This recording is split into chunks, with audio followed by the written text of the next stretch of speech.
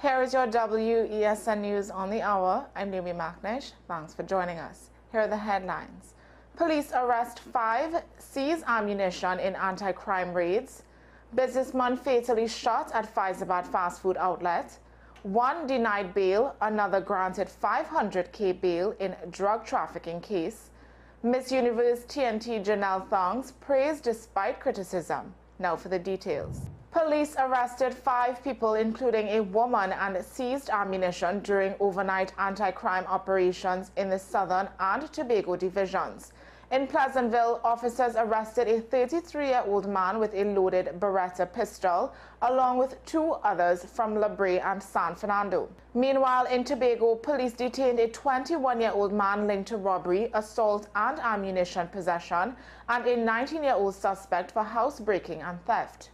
The operations involved officers from the CID task force and local police stations. Investigations ongoing. A businessman was shot and killed at his Faizabad fast food outlet, Syriana Middle East Food, early on November 19th. Muath Nassar, 50 of Brentwood Park, Chaguanas, was working with his son around 1:25 a.m. when 2 men approached. One suspect shot Nassar in the head before both fled the scene near the Faizabad Health Center. Southwestern Division officers and the Homicide Bureau are investigating, but no motive has been determined. The suspects were described as tall and slim, wearing distinctive clothing. An autopsy will be conducted at the Forensic Science Center. A La Romaine man, Andre Floyd, was denied bail while his co-accused Mark Ramnarayan was granted $500,000 bail when they appeared before High Court Master Shabiki Kazabon on November 18th. The 2 men faced charges of marijuana possession for trafficking after police seized 10.6 kilograms of the drug during a vehicle search in Chaguanas on November 14th. The packages were found in a black plastic bag on the passenger side floor.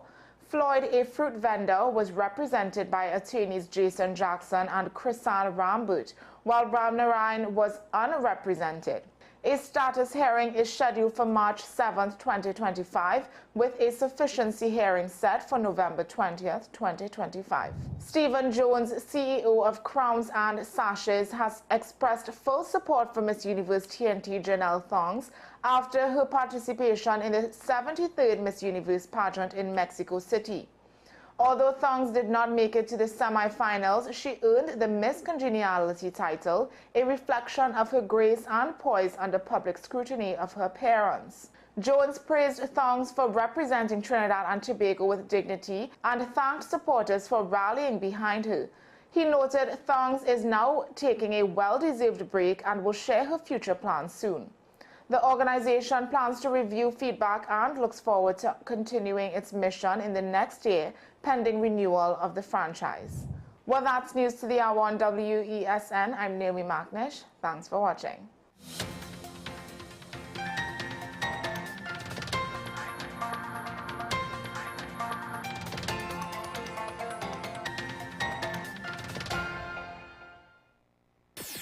WESN.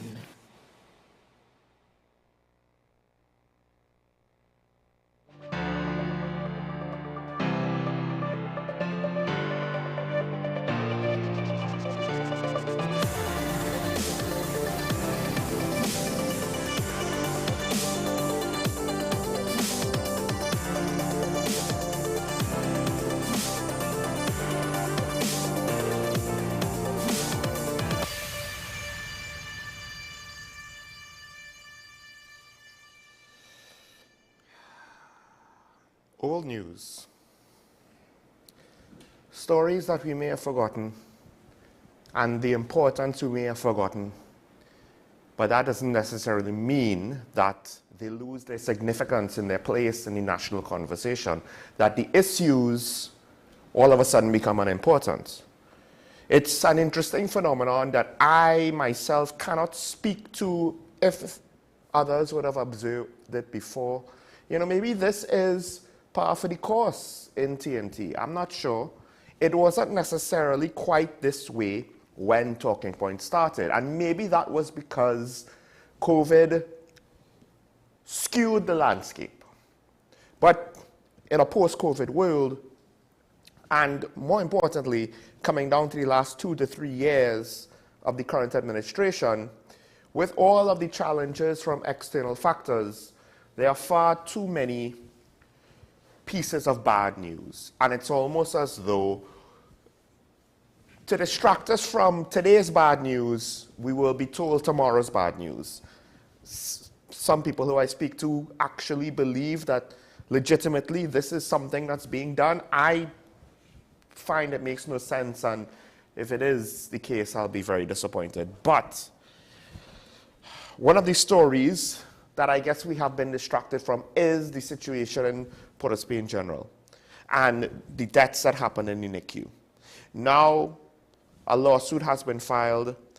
It seems as though at the end of the day, despite promises of transparency, statements of transparency, statements which were necessary at the time, as cynical as that sounds, hear me out, wait until I finish.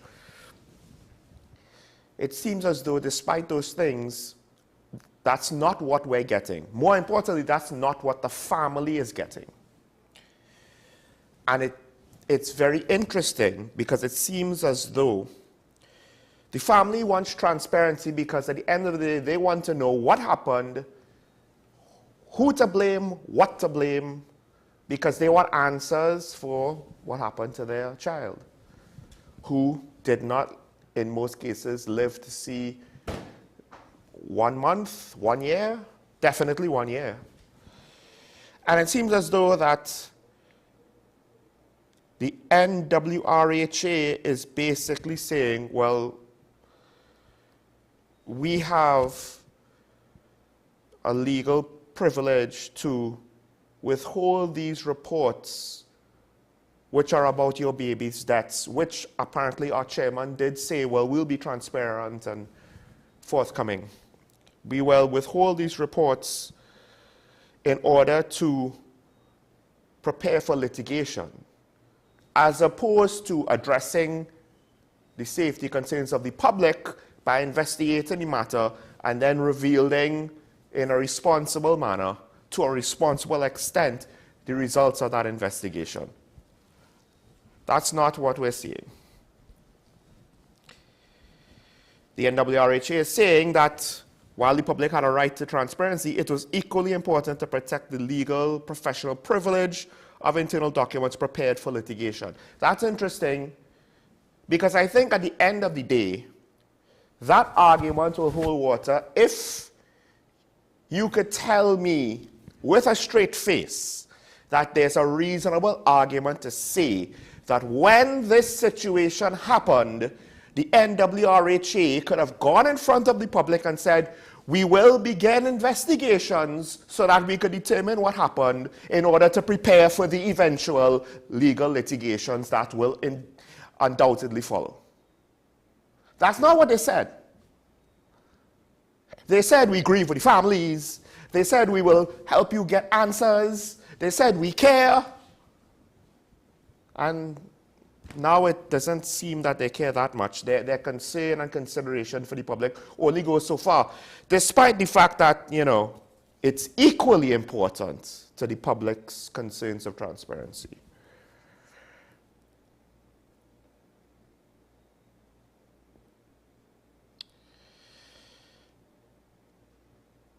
And what makes it worse is that it seems as though the NWRHA does not fully understand the context by which we live in.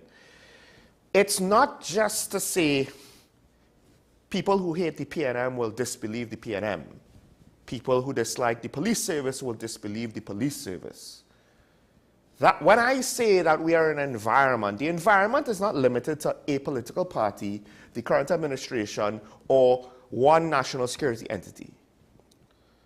To some extent, this is an environment that has been fostered by how we, the people of Trinidad and Tobago, do national business. Regardless of who's in power, regardless of what name is holding what office, whether it is an elected office or an appointed office, whether they got the job because the president appointed them or the Public Service Commission promoted them, or the Teaching Service Commission promoted them, or the Police Service Commission promoted them. The environment is very simple. We live in a society that lacks transparency. We live in a society where the people are probably getting more and more cynical as time goes on with this lack of transparency and accountability. We live in a society where we do not see straightforward repercussions for what is perceived to be straightforward breaches of the public trust, of duty of care, of what we would believe to be the rights and privileges of the society which we have thus created by our own efforts through self-determination. No, we're going to be cynical because we see the opposites. We see rights being trampled on. We see the duty of care being cast aside. We see the public's right for transparency in one breath being said to be equal their right to keep things close to the vest because they have legal litigation to worry about. As a state entity acting like a private corporation that wants to protect themselves against litigation, as opposed to a state entity whose job it is to uphold the public good, particularly because it's a medical institution, not a pharmaceutical company. So we have a state entity that apparently, and I get it, to some extent, yes, I'm not saying that they need to reveal everything. There should be to some degree of privacy, even with regards to their internal workings, just for the sake of practicality. But not only does a medical institution have a duty of care to its patients, but I do believe a state entity has a very important duty of care to the public to pursue the public good, to put forward and advance and uphold principles of maintaining truth and accountability to the public. So within this environment where these things don't happen, the public trust is eroded. The police have a very direct indicator of it. Does our public health system do? I wonder what would happen if the NWRHA got a poll over the trust and confidence in them and the public health system to deal with things like this. In fact, the Minister of Health had to basically say, no, don't distrust us. But when you do things like this, it's hard not to distrust you because you're acting in a distrustful manner. I'm not saying you're distrustful. I'm not saying you're doing anything wrong. I'm saying you're acting as though you have something to hide. Because there's one thing to reveal the findings to the public generally, to the general public, to mass broadcast it. That's not what I'm asking for. I'm saying these individuals suffered from what appears to be the fault of individuals in the NWRHA, unless you could provide proof. And instead of trying to cut to the chase and get to the truth, you want to hide everything behind litigation. In which case, if the Attorney General had any sense of ethical behavior, they would sue the NWRHA on behalf of the citizens. Okay, maybe that's a little too far. Both on a practical level and on the fact that I don't expect the Attorney General to even consider such. Maybe it's a bit idealistic in me that I would want the legal attorney of the state to represent the people as much as he represents his cabinet. But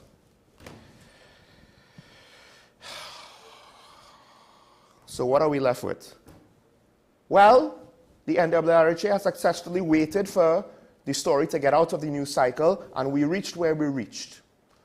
And now I don't know if this is going to get the press that it would have gotten if they said this nonsense when they were in the middle of crisis management. It's very convenient. Again, I understand that a hospital and a health authority and a government entity cannot reveal everything. But to some extent, babies died, and you will forgive me if I do not want to have to see the parents have to spend money on legal fees to try to get to the truth of why their baby died in a state institution. Because if it was a private institution, then all right, fine. As much as I will still dislike it and still speak out against it, there would be a little bit of consideration as to why that would make sense. But as a state institution, what you're telling me is all that hogwash about trust us, about don't be fearful. Let's put it this way. If I had a wife or girlfriend and she was pregnant, I could tell you right now that I will not trust the NWRHA to see about the matter. Because they have shown that they care more about CYA than do your job. Unless you want to tell me that that is the unspoken responsibility of all public servants. But that seems to be the way how they act. All right. With that said, I'm maybe going a bit too much on an emotional rant on this topic. And of course, I don't expect everybody to agree with me. This is not so much of a technical, analytical take. This is a shoot from the hip. I am upset because I just feel that this is the process by which essentially they make their actions tolerable and passable, and they sneak nonsense like this under the radar. Not just the NWRHA, it's an environment. But with that said, let's actually move on to pertinent technical topics here on today's Daily Review.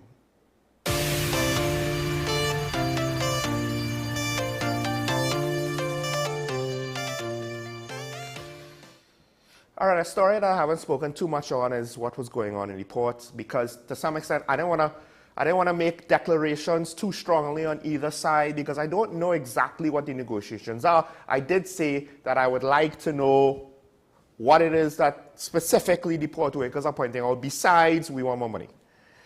And I acknowledge the fact that, hey, I have no issue you coming out and claiming there's unsafe working conditions, there's this, there's that. I get it. We've spoken to Michael and I said before, and I did speak about this. To the degree that I did, I got some feedback from some of my callers, one of which is saying, look, management is to blame for a lot of this. Well, I am including, or I'm editing in a lot of this. That was not included. I don't know if it was meant to be included, implied, or if the caller was saying all of it management is responsible for, because I don't think management is responsible for all of it. Management being the actual management of the port. Then you have the people that oversee them. Then you have the employees themselves. When you have bad management, do not expect all of your employees to act in good faith at all times. Thus, I don't necessarily expect the union to be acting 100% in good faith. In part because they're having to, part of their legitimate concerns are, if we just do things the same old way, we're going to get nowhere, so we're going to take more extreme action. Well, the court has basically said, you can't strike no more. And herein lies an issue.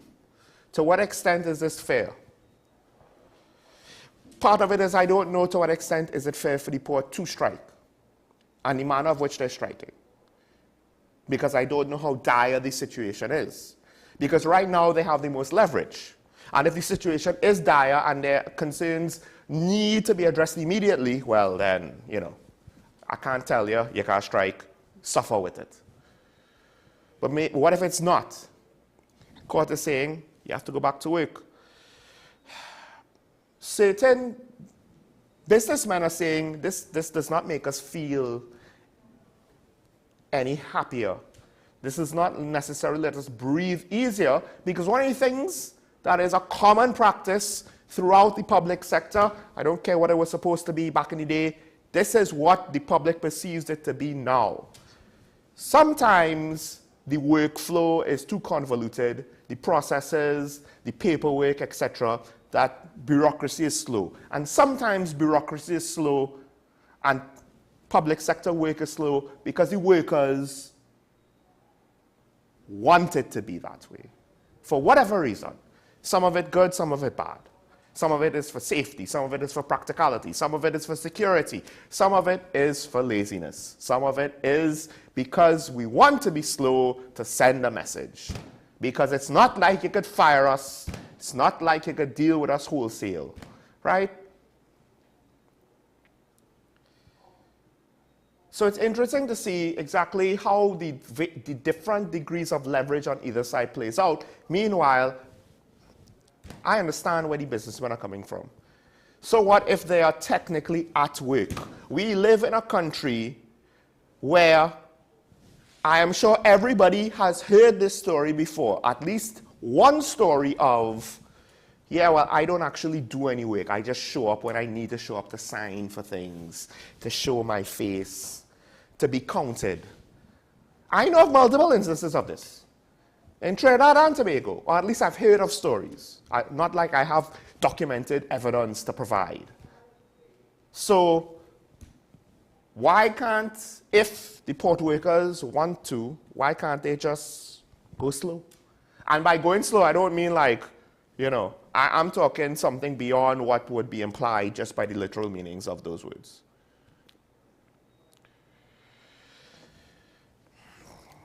The thing is, it is management, or rather leadership. The Port of Point Lisas apparently is not going through this. So what is up with the Port of Spain? And while I think it would be tempting to say it's this side's fault or it's that side's fault, I actually don't necessarily trust anybody enough to point the finger at the opposing side in this matter. And this is something that is more critical than we probably think, because, newsflash, in case you haven't heard, we don't actually make things here anymore. And also, we're worried about foreign exchange. Exports have to go out too in order to earn what little we get from the private sector that isn't to do with oil and gas. Let's just go on to the next topic quick, and this one, I'm a little bit late with it, but I guess it's fitting that it's on a Wednesday because the good lady herself has said it multiple times. It doesn't matter what the government says until Shell says they're in. And Minister Young has basically had to say Shell hasn't made their final decision yet. So, essentially, to be brief, everything the government said about Dragon is basically the words before the but. And the saying is everything before the but. When you say, we look forward to Dragon. Dragon is going to come on stream soon. We will get so much gas from Dragon. But Shell hasn't made a final decision. Everything before the but is horse manure. That's the saying. It doesn't matter all of the stuff that they might say in the press, and oh look, they have the survey vessel and this and that, and we're moving forward and blah, blah, blah, blah, blah, blah, blah. Karen was right. Until Shell actually says we're going to start implementing this project, spending whatever money we have to spend, putting whatever we have to put in place to do it, until we have real skin in the game, this could disappear as quickly as Joe Biden's chance for a second term. And with Joe Biden's chance for a second term, our OFAC license could disappear just as quickly. Potentially. We don't know. But if we don't know, maybe Shell also doesn't know. So we'll have to wait and see. Without Dragon, our poor position, despite the government trying to say that our position is relatively good or improving, without Dragon, our poor position would actually be even worse. And it's not that we want to see it fail, we just don't want the mama guy anymore. Realistic expectations, managing expectations of the public is part of a public relations function / leadership function, which I don't really see any political entity being capable at doing, being proficient at doing. It's just that right now the PNM are the people of the day. Could the UNC do better? As Dr. Mohammed said, they need to upgrade in a lot of positions first. But we'll hit the pause button there. Let's take a break. When we come back, I will be joined by the good lady, and we will not be speaking about Shell. We will be speaking about something else. You could probably guess what it is. There's only a few topics these days, but stay tuned to Talk About WESN. We'll be right back after this.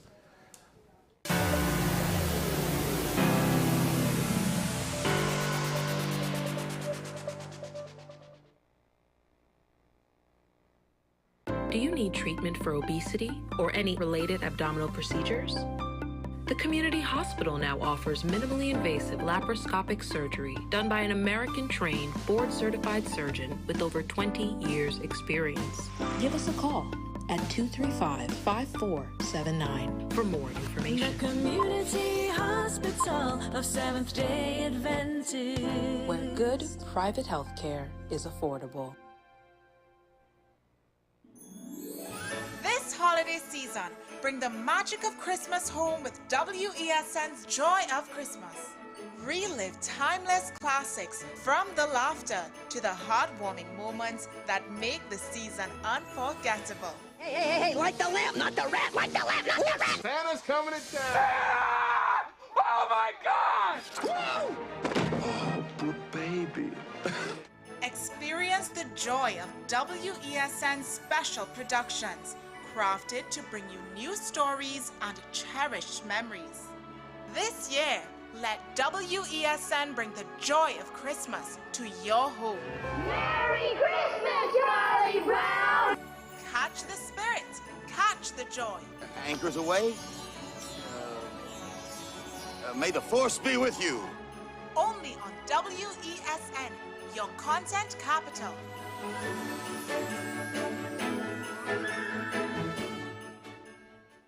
Transform your home with PCU Plus. From stylish furniture to the latest appliances, we have everything you need to create your perfect space. At PCU Plus, we offer fair prices and affordable financing options that are cheaper than hire purchase agreements. With convenient locations in San Fernando, Tobago, Arima, and our lifestyle showroom in Barataria, you're never far from the best deals. Visit PCU Plus today and discover why we're the top choice for quality furniture and appliances. PCU Plus. Quality you trust, prices you'll love. Visit one of our locations or find us online to start transforming your home today. If these walls could talk, they'd cry uncle. They didn't plan to become offices or yoga studios. But they've stood by us, even when we got a little stir-crazy. For that, they deserve some thanks. They deserve Benjamin Moore. SM Group International Limited, your solutions partner for the latest innovations, brands, and competent staff to meet your needs. We provide products and services in the following divisions: executive services, event rental and services, power and heavy equipment, construction and property management, food and beverage, aggregate and sales and distribution. Check out more on our products and services at www.smgrouptt.com. Contact us at 221-7445 or email at info@smgrouptt.com. We are SM Group International, your solutions partner. FanZone, your reliable, authentic supplier, has just gotten better. You can now visit our website www.fanzonett.com for your authentic wear and collectibles. The only place where you can use both your Visa debit and credit cards. Visit our website fanzonett.com to make your purchase today. Every word, every line, every paragraph depicts a real moment in someone's life. A father, a sister, a mother, a brother. We at Newsday are dedicated to you, the people, and through independent, unwavering journalism, strive to always bring your stories to life. Because your stories are more than than just words. Newsday, independent and credible. Money is something we all deal with, but how many of us truly understand it? What if you could make better decisions with your money? Decisions that secure your future, protect your family, and bring you peace of mind. I'm Darren Jacobs, and I'm here to help you make sense of your dollars. Welcome to Dollars and Cents, the show that breaks down the financial world in ways that matter to you. No jargon, no confusion, just real conversations about money, your money. So join me every Wednesday at 10 a.m. on WESN for Dollars and Cents.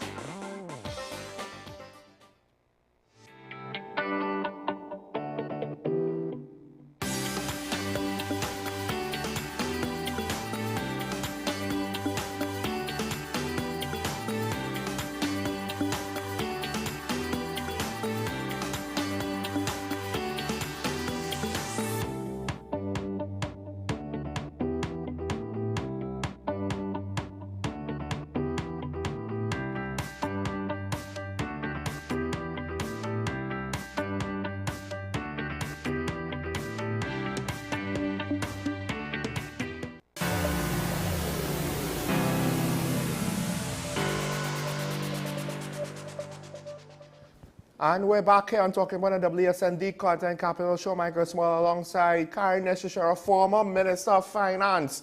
So when it comes to things with regards to the budget, with regards to the economy, she has a little bit of experience knowing what she talks about. The other thing is the legal profession, you know, legal scholar, all that jazz, legal author, all of that jazz. Yeah, we later on think, you know, legal educator to much of our more prominent members of the legal profession. With that said, Karen, welcome. Well, I am back, but I'll welcome you back. Thank you. Thank you very much. Good to see you in the studio. And as usual, good morning to your listeners. And of course, good morning to Sean.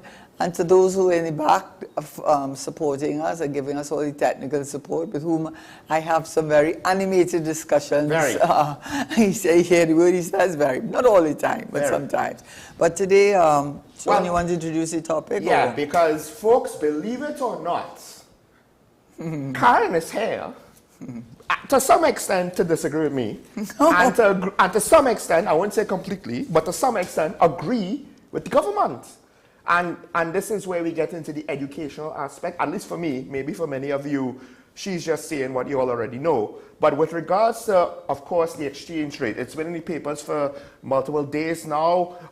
Today, this morning, in the local press, we have some of the responses by some economists who I think they disagree. I haven't looked into what they said yet, so we could get into that as you explain both the topic as well as your perspectives and why you think that our situation, well, you're not saying that our situation is great and it's fine, but you did tell me yesterday, hold on, we can't float the foreign exchange rate. For whatever good we're thinking might happen, it would be bad. Like there's too much negative practical effects, yes? Yes, and of course it is a point of view, and it would have come from my experience as Sean has mentioned, from being in that position. So I want to start first with the Prime Minister's statement, and the whole thing is about the foreign exchange, the shortage of foreign exchange. There's no question there is a shortage of foreign exchange. We just go back, I think 2015, when I think the foreign exchange reserves were in the vicinity of 10.6 billion, and it's now in the vicinity of 5.6, 5.7. I think the central bank injected about 500 million sometime in May or April, May, if I can't recall, because it had started to slide so rapidly at the beginning of this last few months. You know, they do it in quarters, that he took that position. Now, I want to start first with so much ground to cover, but the first thing I would like to start with, you know, is the Prime Minister's statement. And the Prime Minister's statement, which I would like to think that he knows better than what he says, and perhaps he says it for me and us to discuss it and to do as he's very good at, distracting and getting persons off the real topic at hand. Why are we in this position? That's really the question that has not been answered. Why are we in that position? Well, actually, one columnist in one of the newspapers did address it and said he had been addressing that for several years, and he said it fell on heirs that were not prepared to heed his call. So the Prime Minister's statement with the foreign exchange reserve, which is now down to 5-point-something billion, and why is that important to us? Because we import nearly everything, nearly every single thing that we use: medicines, cars, clothing, food. We have to eat, right? And everything, nearly everything, even the manufacturing sector, a large part of its input is brought in by using a foreign exchange.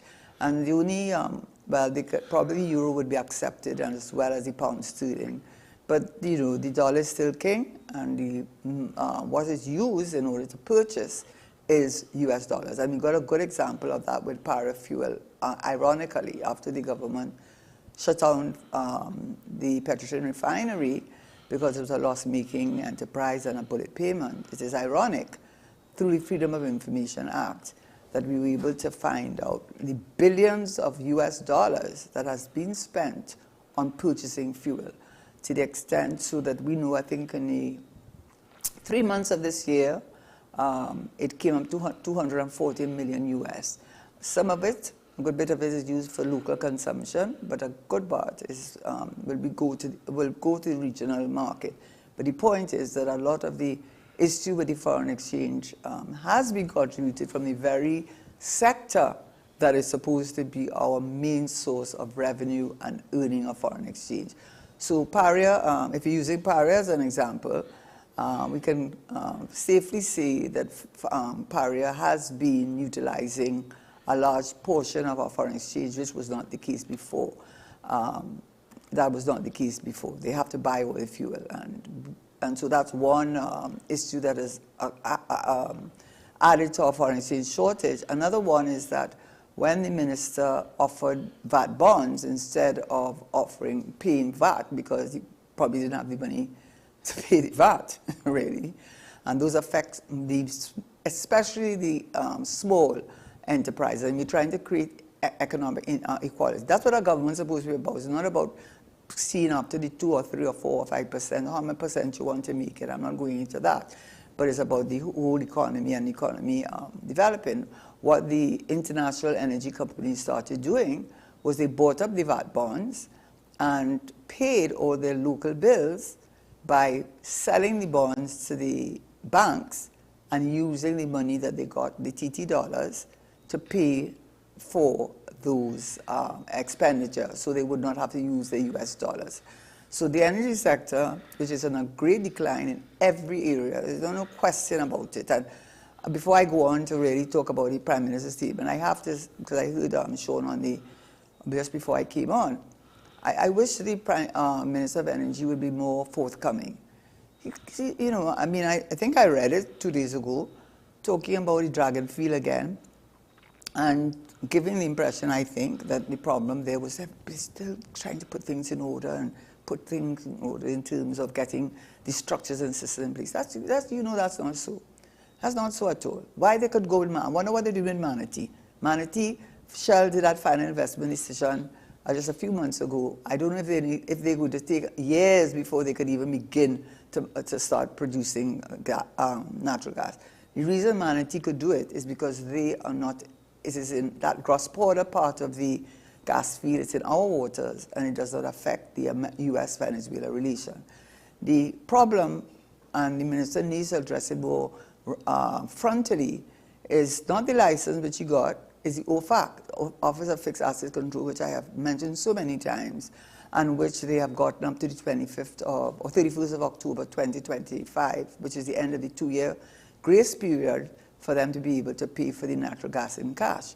Now, that was under Biden. Now we have Trump, and Trump is making no bones about it, if you have to listen to his utterances, that if things were bad with the Venezuela-US relationship before, and if they were using sanctions, because OFAC does use sanctions. If you go to their website, it says so. And they use it as a methodology, a method of sanctions. and the Shell tried to get 15 years, and they were not granted it. So that's really why there's no final investment decision, not because they're doing things in dragon field. Maybe the minister could correct me, but then he might correct me about Train 1. So the problem I'm saying, having said all of that, is that there's a lack of faith and confidence in what the government says to you, whether it's the FUL, whether it is granting a license for 2 weeks later after it had been shut down for illegal quarrying, whether it is the AV drilling 18-page advice from the senior counsel that there was gross misconduct on the part of the auditors in a report that was supposedly leaked and saying the government should go to the High Court, but it chose not to do that. Whether there are so many, and now more recently the issue with the question of why wasn't the minister part of the terms of reference, you know. And I quoted on another show on this I think AM, I said section 129. It's 137, but it's the same effect. So as to what they can do, do an investigation, then you could set up a tribunal possibly, and then the tribunal can then see any other goes. So all of these things, and then the thing with WASA. I mean, it just goes on and on and on and on. So the Prime Minister's statement that we like foreign, we have developed a taste of foreign food. I mean, I think he must have said that to get us to go down that line and to go down that garden path and go down that rabbit hole and forget that the real reason is that we don't have foreign exchange. We just don't have it. We just do not have it. And the little that we do have, as Dr. Arjun has said, quoting from him, I believe, that much of that foreign exchange that we do have is tied up in payment of debt, about $5 billion US worth of debt from the international market from which we borrowed the money. So if you had to pay back that debt, and which has to be paid back, has a longer period than other treasury securities, but when it has to be paid back, it ends up with us having no foreign exchange. So how did we reach to that point? Please, Prime Minister, don't insult us by saying that we have foreign debt. Okay, so I'll tell you what is a solution. Why don't you stop granting so much franchises? Why don't you start by doing that? Because those franchises I'm not saying we should have no franchises. Hear me very clearly. I'm not saying we should not have any franchises. But why don't the Ministry of Trade and Industry stop granting license upon license upon license to all of these foreign franchises that are doing what? Consumers of our foreign exchange, for which we get little or no benefit. Why don't you start with that?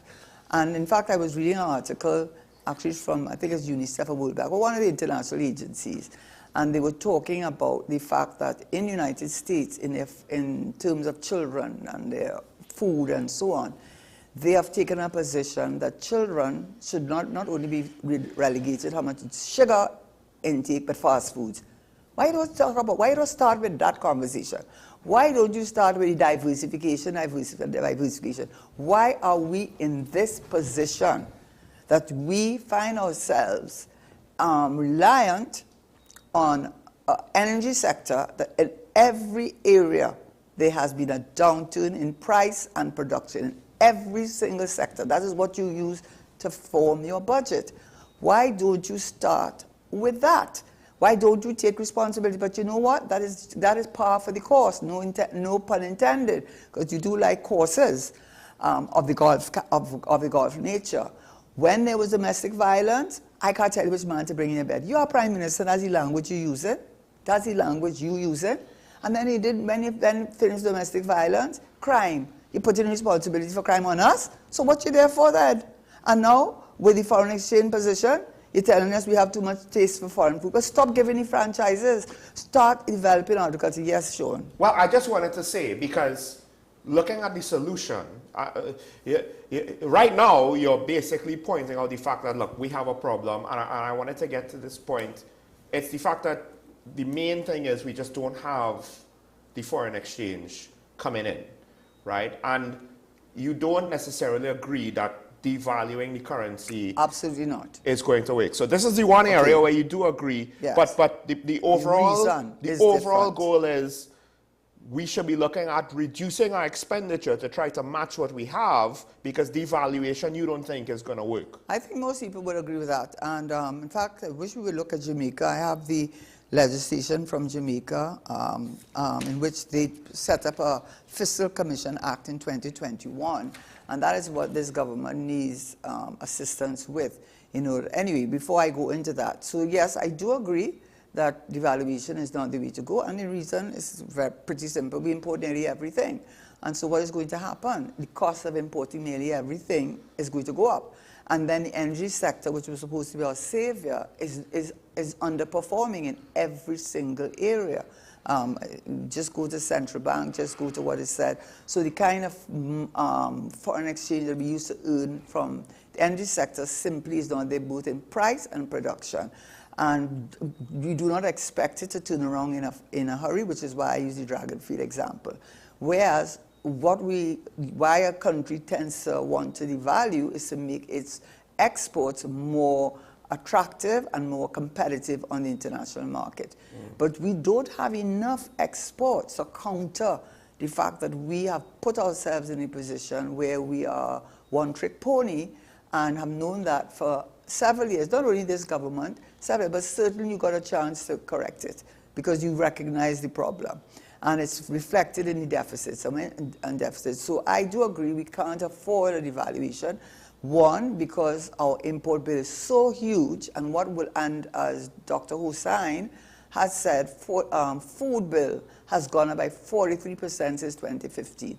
People's salaries have not gone up, and people's salaries can't go up because we simply, for whatever, there are several reasons. I'm not going to get into the arguments. I may not make such a definitive statement, but it is difficult for people to get inflation-protected salary, which is what they try to do, to protect their salary from the impact of inflation.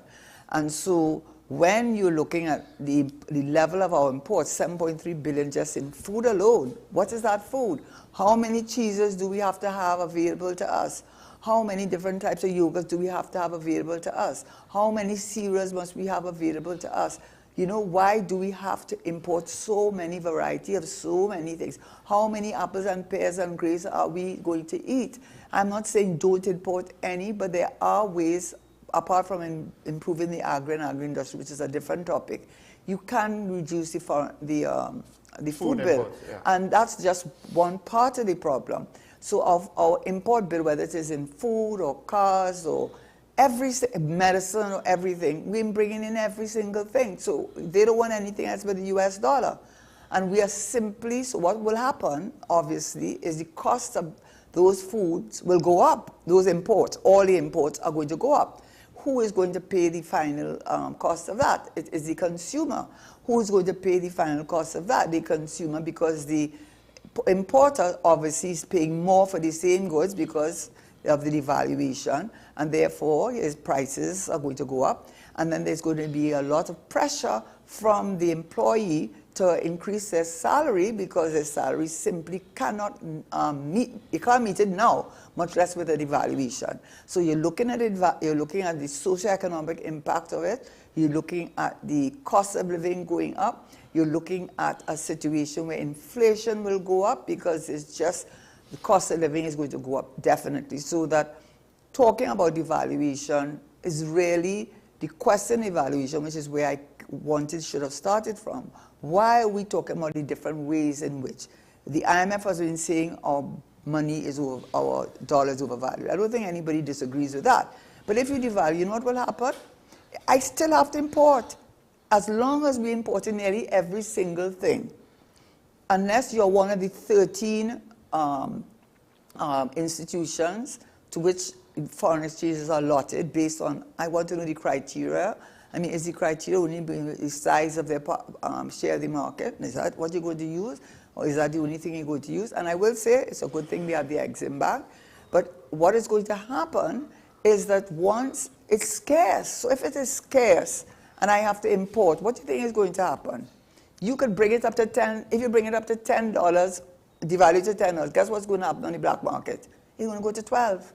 And on and on and on. And guess what also is a downside of that, which I hope the Prime Minister did not have in his thinking as to why he's not in support of devaluation, because of the impact of inflation, cost of living, and all those things that would impact us if we were to devalue, But I think also, if you are an authorized dealer, it means you are getting the US dollar. We do not have a free float, and I read it all the time. I went back on the central bank site. Yeah. You know, because I said, well, maybe I'm missing something. But we have a managed float. It is different. And I just want to point out, both Mariana Brown and Dr. Sajuan today, they have said, look, we're not asking for devaluation. At least Mariano said it in these terms. We're not asking for devaluation. We want a managed float. But as you're pointing out, I mean, that is I believe, literally the quote. Brown said nobody was asking for a devaluation. But what Motley and Bob asked for was a managed float. But you're saying, well, we have that already? But this is, well, you know, I read it so many times that I questioned myself. And I remembered even Mr. Dukuran say one of the good things that was done under a past administration, not theirs, was to manage the float, meaning that you don't let it free float like Jamaica and Guyana did, where you allow the market forces to determine the value of your currency in order to ensure that it didn't go but so low, which is why it has always stayed at a certain level, because what the central bank does is inject foreign exchange to maintain the U.S. exchange rate at a certain level. And that's what is meant by a managed float. So it is, so I don't know if I'm missing something. But even if I went on the central bank website, because I said, well, listen, maybe something happened and I didn't realize, but I'm asking Sean, you can look it up right now. Yeah. They talk about us having a managed float. We have a managed float. The managed float is what is in place in Trinidad and Tobago. What I think the alternatives are, do we allow a free floating, which is what happened to Jamaica and Guyana, and their money just toppled. And of course, no foreign direct investor is going to go in a country where today it's trading at $13 and tomorrow it's trading at $50. So the managed float is to keep some level of certainty and consistency for the foreign direct investor and also for the local investors, that you can say, well, this is what the exchange rate is. Now, if you are saying that if that managed float is creating, as many commentators have said, a false impression as to the value of our dollar, that is a discussion. That is a discussion that it is overvalued. But to say that the way that they manage the foreign exchange rate, it is a managed float that was introduced by this government. I wish you could look it up, you know, look it up, central bank and securities. I could look it up myself, but yes, so you can see and you can read it out there, unless something happened that I don't know. Then there's the fixed rate of exchange, which Barbados has. They have a different economy. They are a service economy. They make their money from tourists coming in and spending the US dollars or euro dollars or pound sterling in their country. There's also the auction system, which at one point in time, apparently there was in 2011 or thereabout, to try to have an auction system alongside the managed float. That was abandoned. But in any case, I think what the distinction has to be devaluation. No. The reason is, it's just simply Trinidad and Tobago, we're not making enough from our exports, and it will only drive up the cost of living, and the people who most affected by that will be the middle income, the small and the medium. Those persons at that end are the ones affected most by it. And then you're talking about how it affects import.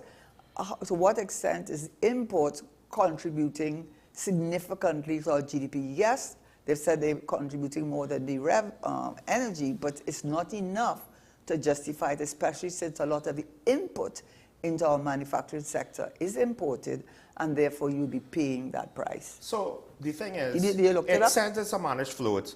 What I don't know is that by definition a managed float keeps the exchange rate within a range. It does. We don't know what the range is. Look, it says about 6 cents. Have you noticed? Well, we know we experience it, yes. Why do you think? Right, because it's managed. Why do you think it has stayed within a 6-something range for at least 10, 15 years? Right. Why do you think that has happened? So because we have a managed float. But I think now we could get into the debate of, on a practical level, Because would the government let it go to say $6.90 as opposed to $6.70 or $7? Like, and whether you want to call it devaluation or managed float, it could be a debate on the definitions.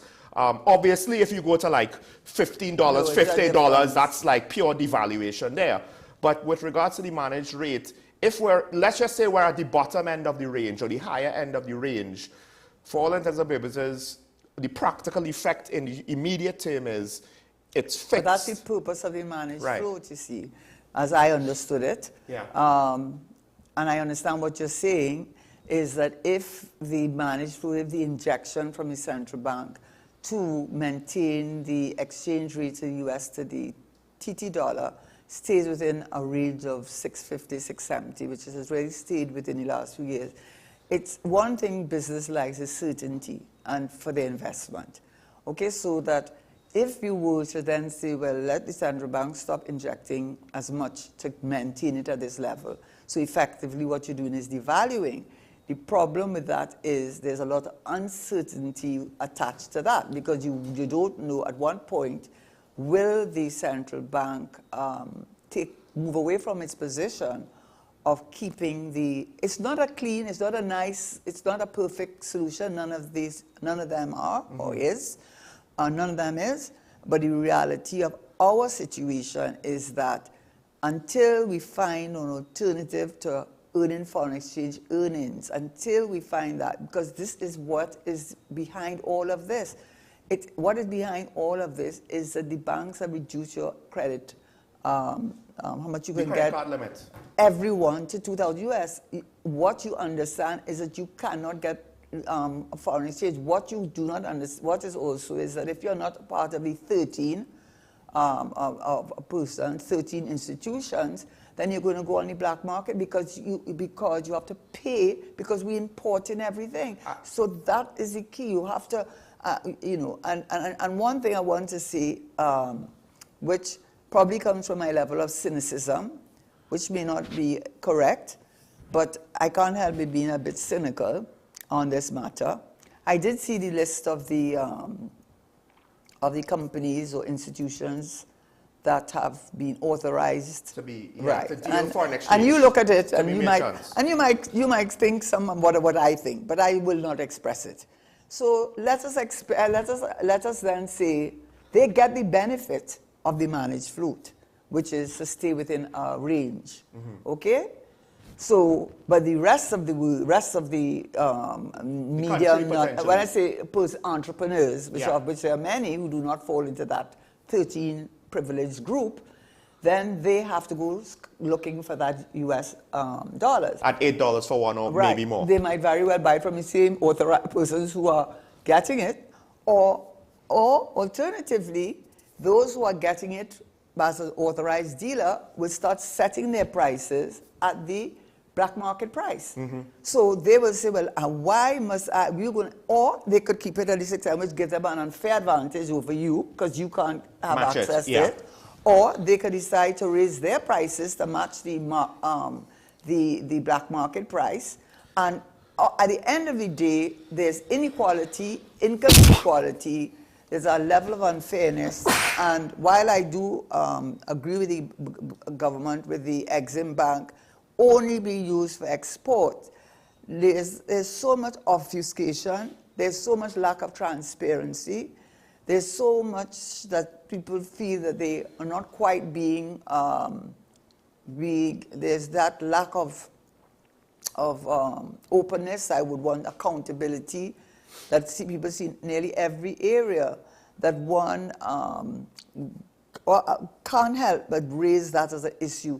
Why these 13?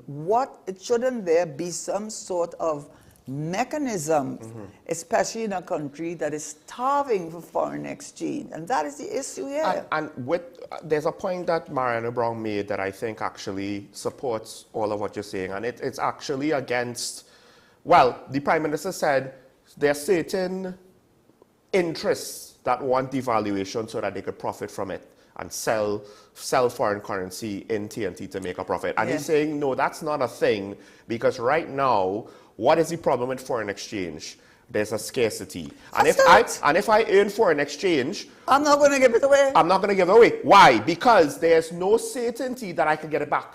Exactly, but you see what the Prime Minister is a politician. And the politician is playing to the masses because it's the masses that are frustrated. And it looks as though there are a few percentage of this country who are privileged and entitled. And there's a sense of dissatisfaction and disaffection that people have had, a disappointment, and all the other dis that we could use, so that the Prime Minister wants to now say, I'm protecting you. You're not protecting us. You've done too much damage for us to believe you. But what you could do is what Hope, I'm just going to mention Hope only because when I looked at what Jamaica did, because Jamaica was in real serious problems, and they went from their debt position, 144% of GDP, in 2013 to 72% in 2023. That our own is 74%. We worse than them. You understand? Jamaica. And not on top of that, they have been declaring fiscal surpluses of 8%. Now, I don't know what it is in the last 2 or 3 years. So that says two things to you. One, why is that issue of the debt? And you know why they're managing it? Because they passed legislation. You see that Economic Advisory Board that dismantled in tutus? That can't happen in Jamaica. Because what they set up in 2021 is a legislation called Independent Fiscal Commission to promote sound fiscal policy and fiscal management in an effort to sustain fiscal discipline. Fiscal is dealing with the spending and the taxes and have the government accountable. They get their funding not from the government but from Parliament. They are totally independent. They have a right to see the government's policy position, give their own view, opinion. They have a right under the legislation to monitor that, and also to publish their independent view of how the government is managing the economy.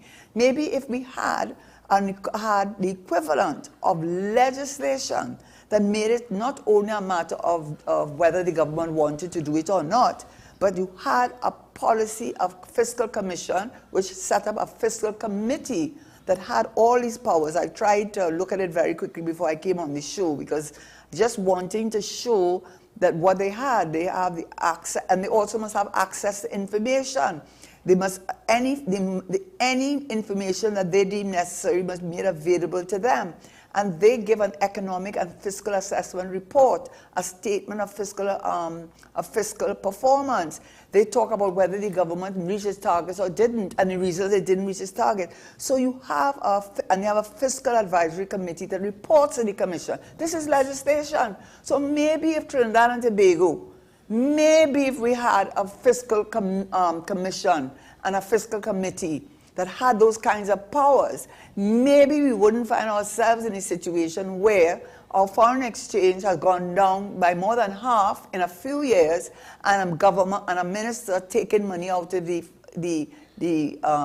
HSF by extending his powers by passing an amendment to the legislation.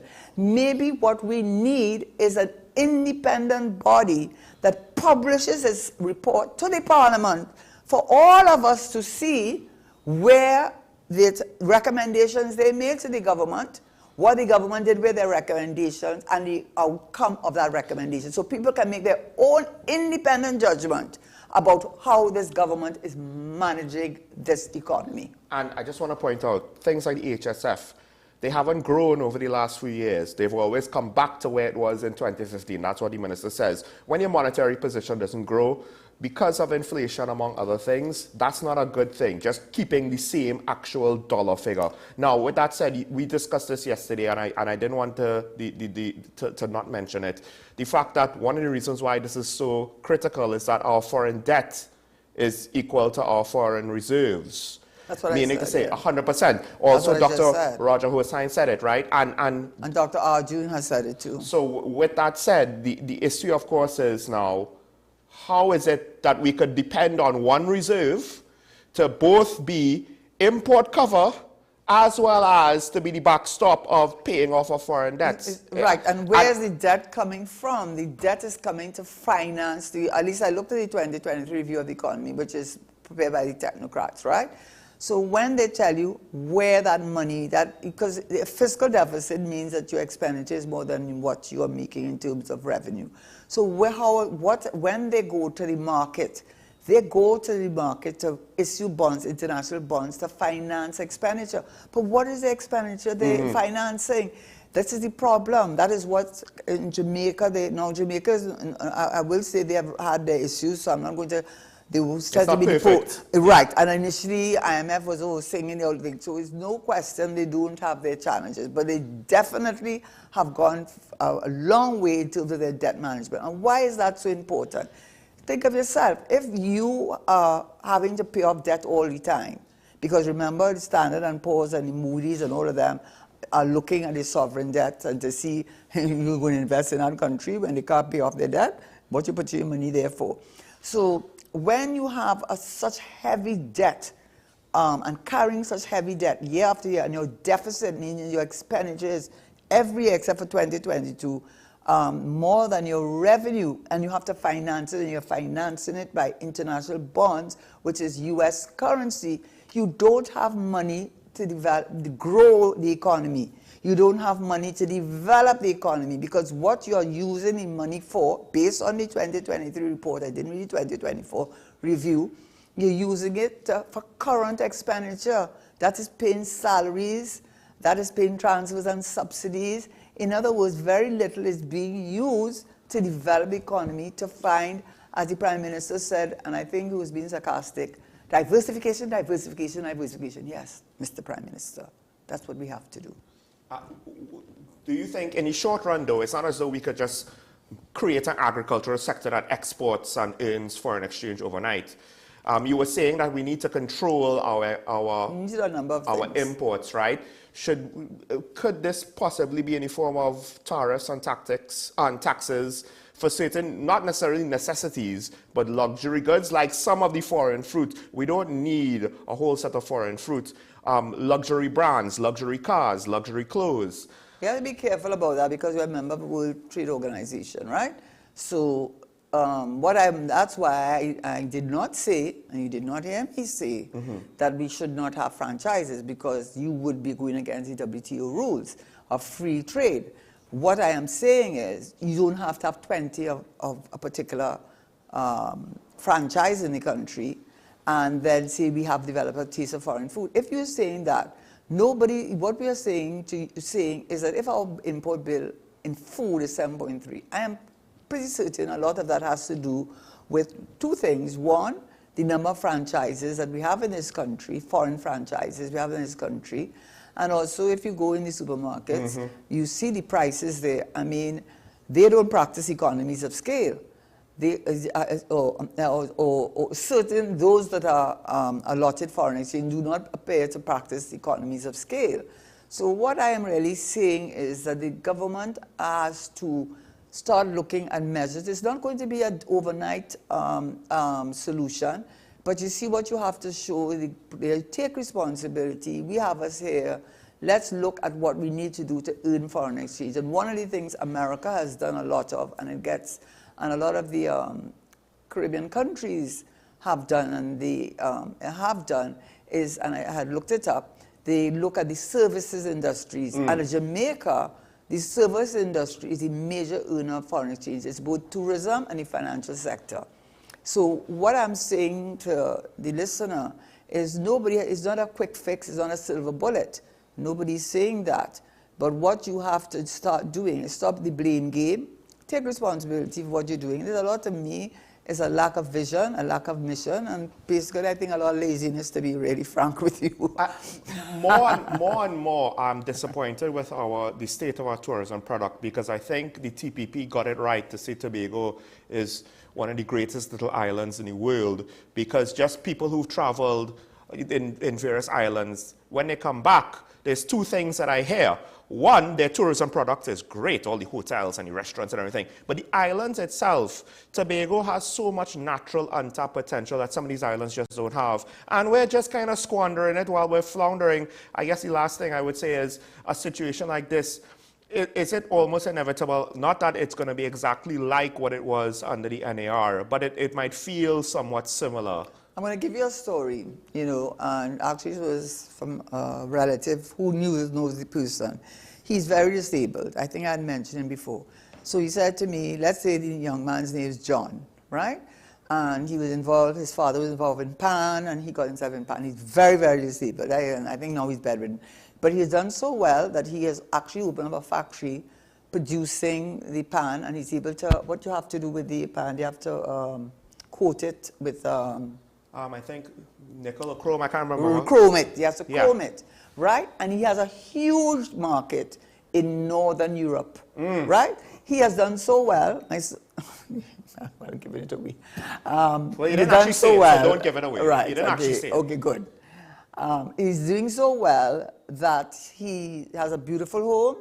His son is in second year at university, about to start his master's, right? And all because he took the entrepreneurial, and he got, and to be fair, he did get support from 2 government-related agencies to help him to build up his product. So he started on his own, but where he has reached is because of the assistance he's gotten. So there's so much opportunity, the best of both worlds, I call it. Barbados unspoiled, Tobago unspoiled, but they have their antiquities, and Trinidad with their culture. But that's another story. The point is, I think, to end, that I do agree that we should not devalue, because we cannot afford to devalue. In methodologies that the managed flows is what, as I understand it, is what we have in place, and we have gone through that. Should we have the auction system? I don't know if Trinidad and Tobago, with the level of corruption that we have in this country, can sustain any auction system. The allotment of foreign exchange, maybe we need to look at a policy position, and we also need to pass legislation that equivalent to as Jamaica has, in which you have a commission and a committee that's like an oversight, and then reports to the country as to how the government is managing the economy. And I think that's the kind of independent voices that we need to hear in this country.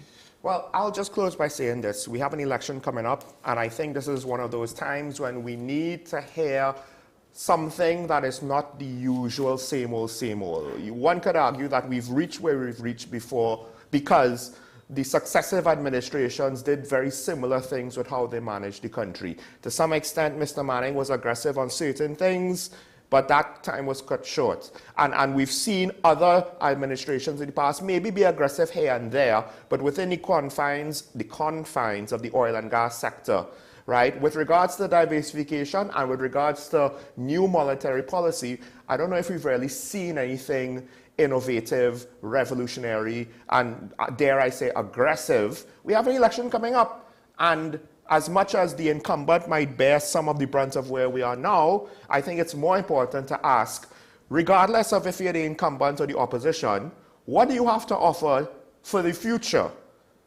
What do you have to offer to get us out of this? Excuse me. Number one, there are 10 years. And number two, one thing about an economy is that it is not... No, it is not static. No, it's true. No, wait. And one thing about the economy, which I learned from the former minister, Dukaran, when he taught me, and I learned, at least I learned something from, in terms of economics. He said it's always a balancing act. You're always trying to come to equilibrium. What is my point in that? When in 2007, 2008, 80% of US, United States LNG came from Trinidad. Because all their buses and so we were providing that. Now today, America is a huge supporter of LNG. So you cannot stay static. You're always trying to find equilibrium. So to say that something was done 10 years ago means that it doesn't mean things change, circumstances change. And you have to be quick, you have to be agile, you have to be responsive, you have to be visionary, you have to have a mission, you have to have a strategic plan, you have to communicate it to the people, you have to be transparent, you have to be accountable, and people have to have confidence and faith in what you are doing. And that is what is missing.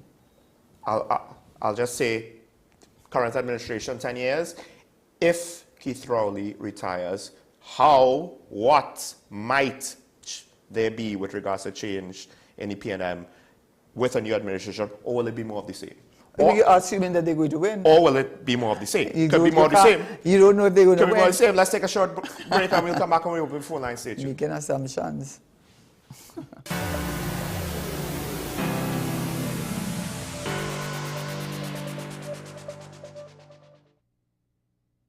Transform your home with PCU Plus. From stylish furniture to the latest appliances, we have everything you need to create your perfect space. At PCU Plus, we offer fair prices and affordable financing options that are cheaper than hire purchase agreements. With convenient locations in San Fernando, Tobago, Arima, and our lifestyle showroom in Barataria, you're never far from the best deals. Visit PCU Plus today and discover why we're the top choice for quality furniture and appliances. PCU Plus. Quality you trust, prices you'll love. Visit one of our locations or find us online to start transforming your home today.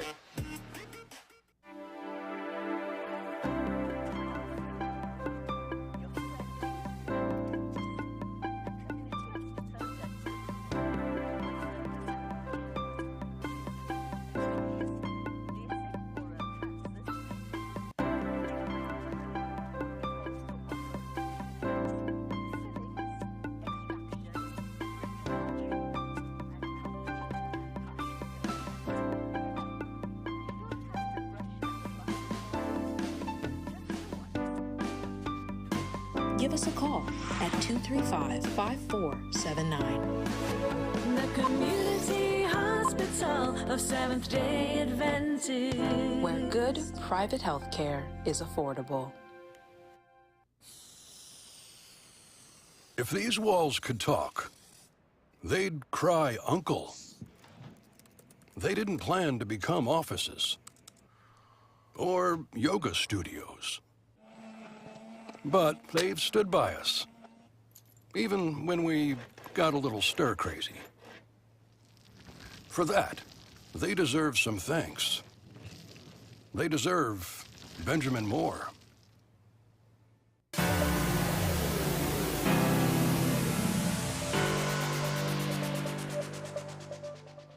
All right, and we're back here, folks, on talking about the WSND Content Capital Current Shares with me, Sean Michael Small. And we are going to open up the phone lines for the time that we have left. You could call in and have your say. This is one of those contentious topics. I know Mr. San Fernando called in and said, well, he voiced his disagreement with whatever commentary Keaton and I offered at the time, or I assume it was more towards me because I would have had more commentary on record for this week with regards to this topic. Basically, and I think to some extent agreeing with what Karen just said with regards to how this country is being run and some of the potential pitfalls of just devaluation. But with that said, we do have Diego Martin on the line to continue the conversations. Good morning, caller, you're on the air. Good morning, Mr. Small, and good morning to the former finance minister. A couple of issues. One of, I think, is the prime minister or the finance minister said the split in the use of foreign exchange is basically paying interest on all the borrowings they have done. Food and medicine. Okay? So the predicament we are with respect to usage is a direct result on the borrowing policy of the current government. Two, medicine is a necessity, it's a given, so we have to do that. It is very farcical that our Prime Minister is going to Guyana to be part of a CARICOM to talk to Prime Minister Modi on pharmaceutical, when he had a golden opportunity during the vaccine mandatory policy to get free vaccine. He closed the window and allowed people to succumb to COVID. That is a given. We can't argue it. If you're vaccinated, you have a good chance of survival. That is only two issues. I'm not going to talk another. The other thing I want to think, why are we not fleshing out the money, the 2.5 billion, where it is gone? We as taxpayers, we don't want our money to slip out. We want to know where it is. And we are doing everything to deflect from that salient point. A strong woman has gone up against them, and she's battering them with respect to how she's handling it. And this is one of the failures of the PNM. And I'm not going to say they are abusers of women, but strong women have always given them a run for the money, and I will call out four. I will start with G. Miles. I will come down to Oka. I will talk about the current Auditor General. And this lady, Marlene Kudry, people apparently forgot in 2008, Patrick Manning fired her, you know, and she went to the Privy Council and she won a case. So are they afraid of strong women? And yesterday was International Men's Day. So we can't have a chauvinistic men party. Give the women a chance. And I have worked with very, very intelligent women in very, very high offices. And to me, in my technology department, there were 3 strong women. And you know what I love about it? They were diligent, and they don't, if you have either pass or you fail. So the product is either pass or fail. There's no in between. And that's the mistake we're using. Women really, really are better managers, and men are afraid to say that. I'll go and have a nice morning. Well, Kola, I wouldn't know if I would go so far as to make such absolute statements of gender superiority. But I will say that I do think we are still a little bit underestimating the capacity of women in the workplace, or at the very least, our views on gender here still has its issues, and it's skewed in certain ways that there's room to fix things. But with that said, there's one thing that I do have to ask, because he brought up the situation with the Auditor General, and he's saying, well, no, we're being distracted from this big controversy. But I hate to say this, but right now, this last year or so, it seems we're being distracted from a controversy, by a controversy. Which one do we give precedent to? It's not always clear. Is the Forex situation less important than the Auditor General situation? Okay. I mean, what about, Karen, I literally brought up this point with regards to the Port of Spain NICU situation, because that kind of fell to the wayside over time. You know, what does the general public do now with regards to prioritizing news? I don't know. I'm just saying there's so many newsworthy stories and relevant stories of national importance, of unresolved issues, and that's the key point. They never get resolved, they just get forgotten. ANV drilling just gets forgotten. The meritless situation just gets forgotten. Paria, eventually, now that the Commissioner inquiry is out, will probably just get forgotten. And what is that? But it's gone to court. They've gone to court. It's gone to court, but it's not gonna. It's the importance that we will give it. You mean in media? You have to take out a response, because I have had persons on my show that said, well, why don't you talk more about the reasons for the closure of the refinery? I said they just don't give them the airtime on any of the media channels. I'm sure that's not true of WSN, but you know, that's one of the challenges. So the refinery is brought up, but at this point, if you have nothing new to add, but I think they did have. I do think they do have something to add. Well, anyway, but let's leave that alone. But yeah, so the point is, that's an ongoing story. So we wait and see how that will unfold, because I think a general principle is that a lack of trust and confidence. You know, people look with a government with a jaundiced eye and say, am I going to believe them? You see, and it all piles up. You may say they are forgotten. Yes, they may forget because something else. It didn't really forget. It piles up and piles up. It's like a person in an abusive relationship. It piles up and piles up and piles up, and you know, and they one day reach a breaking point. And so it is not that it is forgotten. It is just that it is overtaken by another issue, but the other issue has not been forgotten, and it's all leading to one rule: a lack of trust and confidence in what this government says to the public. A personal example of an important story. I forgot. I literally forgot that the Brent Thomas situation in Barbados happened, right? At one point, I forgot about it. When I heard so what does that say then? Back in the public sphere, I was like, oh, yes. So what does that say to you then, that you're forgetting so many? There's so many issues. There's so many issues that you can't keep them all juggling, I guess you could say. Because that, to me, is no less important, in my opinion, than the Auditor General situation, because by the definition in English common law of what is kidnapping, he was taken against as well. That is the definition. It's very straightforward here. As much as the AG might want to say it was not kidnapping, what else do you say to describe someone who was taken in a manner that wasn't legal? So what does that say about it? So then it comes back to the point. The Barbadian AG basically said, hey, just admit your fault and pay the bill. So what does that say then, that you have our Attorney General saying what is a kidnapping is not a kidnapping? What is not, you know, what does it say about it comes right back, you know, they say that for Norway, for example, that one of the major reason for the success of the government there is because the people trust the government. And that goes true for anything. And there are so many areas in which that trust. But is it implied that the government acts generally trustworthy? Well, it's as transparent, it is accountable, and it sets up systems to ensure that. And you don't have scandal after scandal coming out in the papers. I want to ask your opinion, because I thought about this on the drive here. Is it that we just have too many things where we kind of have an honor system? You know, we hope that you would act reasonably. We're not going to spell out everything in the law, because a lot of the laws that we have in relation to just how we're supposed to act, how is, like with regards to some of the, look how the ministers are supposed to act, right? We have these regulations, send the report to Parliament, but it doesn't, we can't necessarily say if you don't send it to Parliament, who is going to now come and investigate you and punish you if you don't do it? But that's why I told you about what they've done in Jamaica. Well, so they've put those things in place? Yes, they have. Constitutional reform, would it take that? Huh? Oh, God. Another issue that is part of the pile. We have San Fernando on the line. Good morning, caller, you're on the air. Morning, Sean. Morning, Karen. Hello? Yeah, go ahead. Yes, you know, Sean, well, let me say this first. Your Flow broadcast this morning has been off. So you're not seeing you all on Flow. Oh. WSN is not on Flow. So can go to the other platforms. Okay. I end up having to tune in on YouTube. Okay.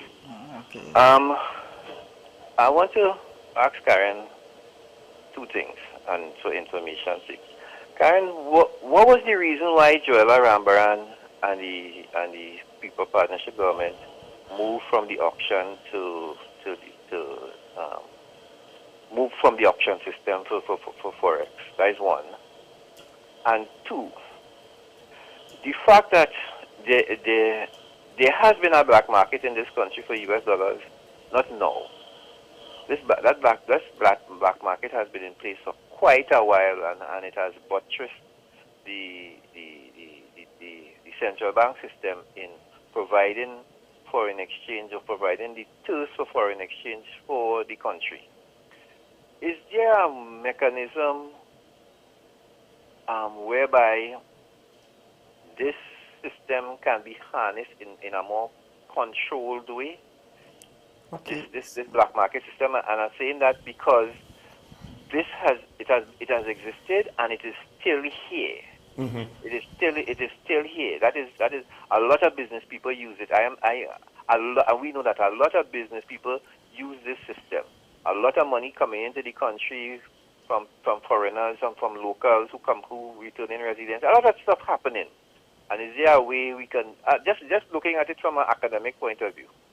Okay, but I probably would look at it from if I were sitting in that sort of seat and there was a round table discussion on it. Number one, the auction system was, like, from my understanding, it was introduced in 2011, and it was not introduced to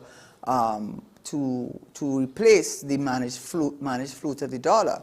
What it was done is to give just an alternative to fixing another rate at which the foreign exchange could be determined for the US dollar. So they had a system which is explained in detail in the central bank explanation of this, the auction system. And it was introduced, from my understanding, as I said, not to replace, but as an addition to. And the idea was that they would fix a ceiling at which the central bank would say, okay, we're going to offer the US dollar at this rate. But then again, it's the same problem that we're going to have. It is who can afford to purchase the foreign exchange and at what rate. And so, I don't think that it was seen as a solution. I know that some people say it is, but the problem is, as you ended up by saying, is we've always had a black market. The reason why it has become so critical now is because of the level of scarcity of foreign exchange in the country, as indicated by what all the banks are doing, which you can't doubt. So no, go ahead, continue. No. So I mean, you can't question that there is we have reached a different level where you have RBC, Scotia, Republic, all of them cutting more than by half your access to foreign exchange. And it is, I think, partly because people can't get foreign exchange, even though it was always, it may have been difficult in the past, and you may not have gotten as much as you would like to. It has reached a crisis point where the banks simply do not have the foreign exchange, and therefore black market always will exist, but we have gone at a different level.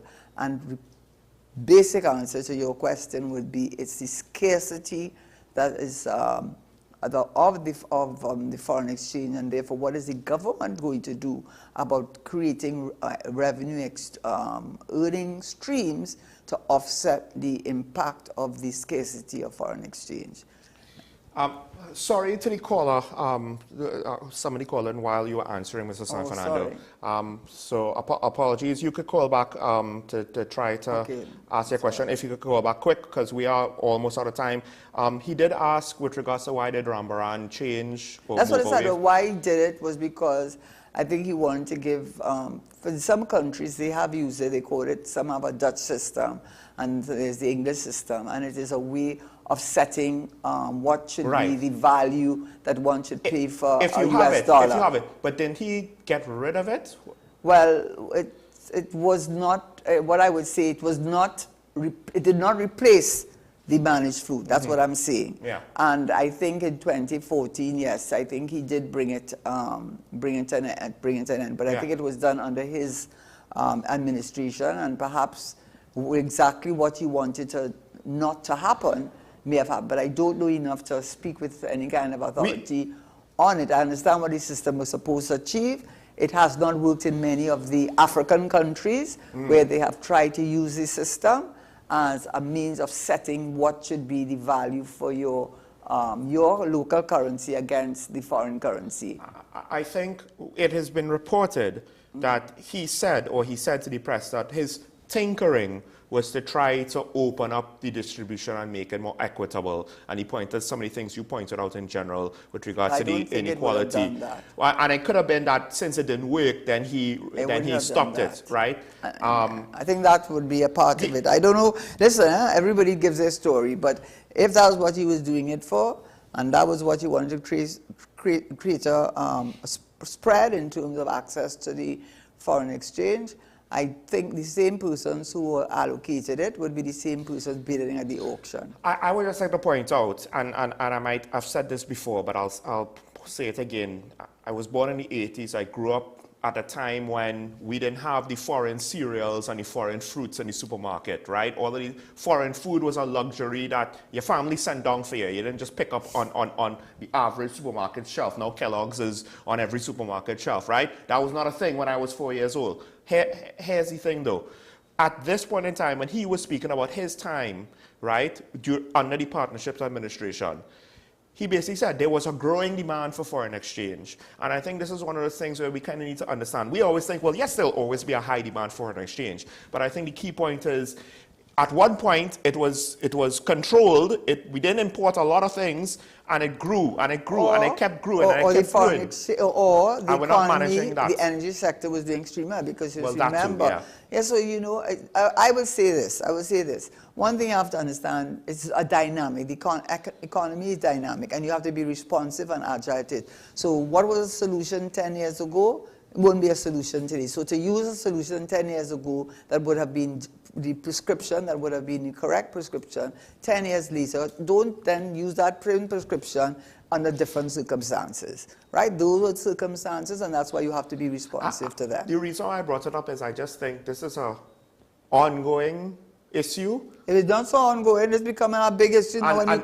Now it has grown to whatever proportion it has grown to, and we need to see something different. And we don't need to have a prime minister saying you develop it as a foreign. Why stop allowing so many as a starting point, as a gesture, a good gesture?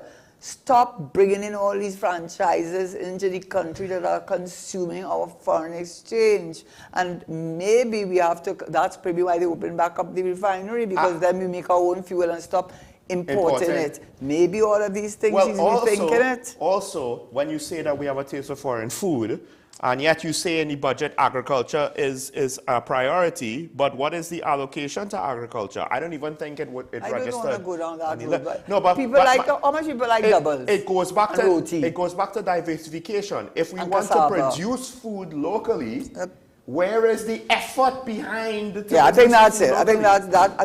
I think Prime Minister, I think it is that people feel that when you take a defensive posture, you and your leadership ministers, and I think rather than acknowledging it is a problem and coming up with solution, I think you come across as being defensive and putting the responsibility for this thing on the people, which I'm not saying they do not play a part, but you are the leader and they take that. And I think that is where the problem, here's the other thing. Lies. You could say, oh, the problem is we have a taste for foreign food. Well, first of all, after the volcano in St. Vincent, we know for certain we import provisions from a Caribbean partner. We're not paying for that in TT dollars, right? We have to find some kind of special preferential treatment between our CARICOM countries. But more importantly, aren't we import, like oxtail, stew oxtail is local taste, but we have to import the oxtail. You know, we have we import some of the chicken. We import a lot of the rice. We import a lot of the solutions. We import a lot of the actual raw food ingredients that we use to make local food, local cuisine. So it's not just about foreign taste. But you have to also know, again, from the view of the economy, they distinguish in agriculture the export markets. So they looked at cocoa and they looked at the rum and another product as being utilized for the export, not only for local consumption, but for earning foreign exchange. So I think at the end of the day, we are rum producers. I'm not sure if we make our own rum with our own raw materials anymore, and we import rum. Yeah, but we need to put some sugar, do like, I said it already so many times, in St. John and Barbados, they have sugar cane, and that's provide the rum or the molasses for them to make the rum for Barbados. So anyway, the long and short of it is, I think the Prime Minister needs to stop, in my view, coming across not only defensive, aggressively defensive, and whenever thing, and rather than be more more results and more take a response of looking at remedies and making people feel that you're doing something to address the problem rather than taking a defensive posture. It does not build confidence, and it builds a lot of disaffection, which I don't think is helpful to the country. All other politicians have a 6 to 8 month window by which you are essentially doing a job interview. If you're successful, you might just win the election, or at least some seats. If you're not successful, well then, what am I supposed to say, right? I'm not just going to vote for you just because you're there. That being said, Karen, thank you for joining me. You're welcome, and thanks for having me as usual, and I'm sorry we didn't get the other call. Folks, thanks to our callers as well, even the one that didn't get through. Make today a good day, as Mr. Shah would always say, ladies and gentlemen. Remember your allegiance to the public and to each other. And to bring back, I don't know if you've heard me say this before, but I want to bring back something from the 90s. Remember, it's nice to be nice. Okay. We'll see you tomorrow. You know what I remember Bye-bye. from back in those days? Chase.